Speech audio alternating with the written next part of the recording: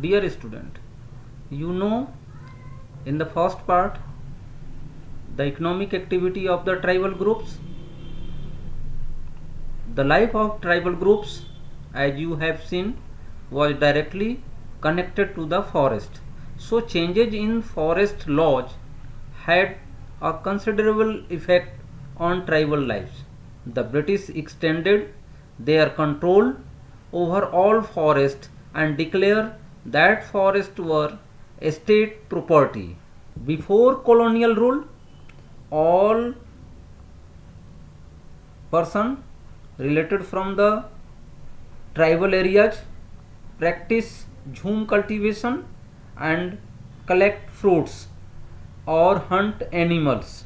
They were no paying any taxes and freely move one place to another place, getting forest based resources, using them and survive. After colonial rule, the Britishers minimized the activity of the forest areas people known as tribals and started a strategy as a source of in British stopped the tribal people from living inside forest.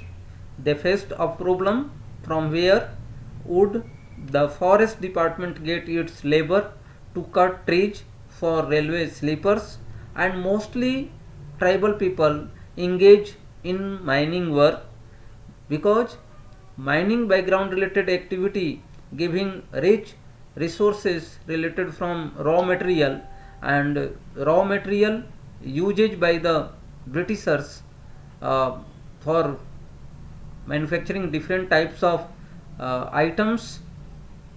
Many tribal groups reacted against the colonial forest laws. They disobeyed the new rules, continued with practices that were declared illegal, and at times rose in open rebellion. Such was the revolt of Songram Songma in 1906 in Assam and the Forest Satyagraha of 1930 in the central provinces. During the 19th century, tribal groups found that traders and money lenders were coming into the forest more often, wanting to buy forest produce, offering cash loans, and asking them to work for wages.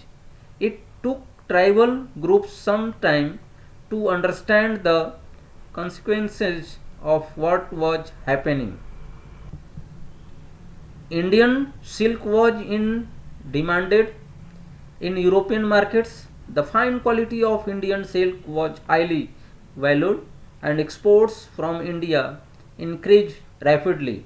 As the market expanded, East India Company official tried to encourage silk production to meet the growing demand. So Britishers make a strategy related from this type of activity and firstly minimize the natural activities related from the tribal people and forcefully engage in commercial benefit background related activity. Tribal groups often needed to buy and sell in order to be able to get the goods that were not produced within the locality. This led to their dependence on traders and money lenders. Traders came around with things for sale.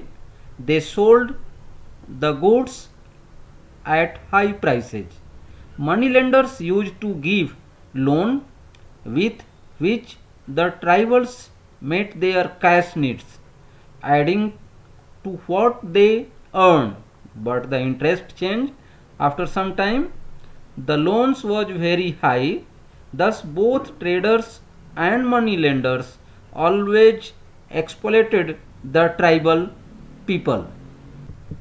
The tribal chiefs were important people. They enjoyed the certain amount of economic power and had the right to administer and control their territories. Under the British rule, the functions and power of these tribal chiefs changed. They were allowed to keep their land, titles over a cluster of villages, and rent out lands, but they lost much of their administrative power and were forced to follow laws made by the British official in India. They had to pay tribute to the British and discipline the tribal groups on behalf of the British. They lost the authority they had earlier enjoyed amongst their people and were unable to fulfill their traditional functions. The tribals wanted to drive out the Dikuj, missionaries, moneylenders, Hindu landlords, and the government because they saw them as the cause of their misery. The land policies of the British were destroying their traditional land system. Hindu landlords and moneylenders were taking over their land. Missionaries were criticizing their traditional culture. Tribals were recruited in large numbers of work the tea plantations of Assam and the coal mines of Jharkhand. They were recruited through contractors who paid them miserable low wages and prevented them from returning home. Through the 19th and 20th centuries, tribal groups in different parts of the country rebelled against the changes of law. The process after some time became as a revolt against traders, moneylenders, and Britishers. Some important revolts: the Kol rebelled in 1831-32, Santhal rose in revolt in 1855, the Bastar rebellion in central India broke out in 1910, and the Worli revolt in Maharashtra in 1940. The movement that Birsa led was one such movement. The Britishers stopped the tribal people from living inside forest, introducing some changes in forest laws. This created a problem.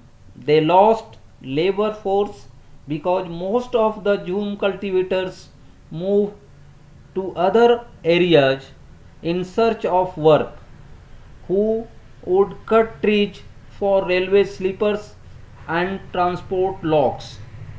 Colonial officials solved the problem by giving Jhum cultivators a small patch of land in the forest, and along with other areas, those are cultivated land areas. The forest department established forest villagers in many regions to ensure a regular supply of cheap. Dear children, you learn different basic things related from the chapter.